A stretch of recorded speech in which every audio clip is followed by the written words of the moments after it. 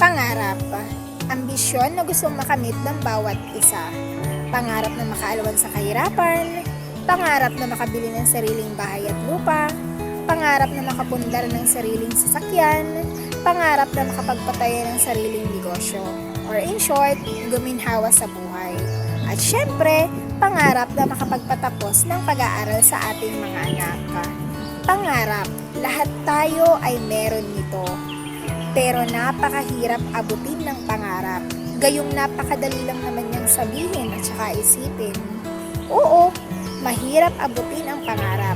Dahil kaakibat ng pangarap mo ay kailangan mong lagpasan ang mga pagsubok na kaakibat nito.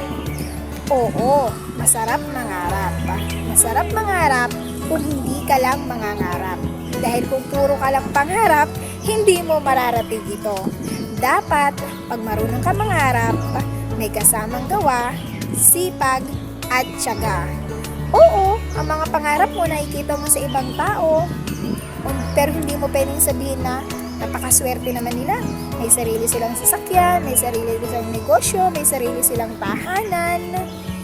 No! Alam mo kung bakit? Bago nila narating ang mga yan o bago umalwan ang buhay nila, dumaan din sila sa mga pagsubok na kaakibat ng pangarap nila bago sila umalwan. Kaya ikaw, kung may pangarap ka sa buhay, matutong ipagpatuloy ito kahit paunti-unti. Hindi mo naman kailangan tuparin ang pangarap mo ng mabilis.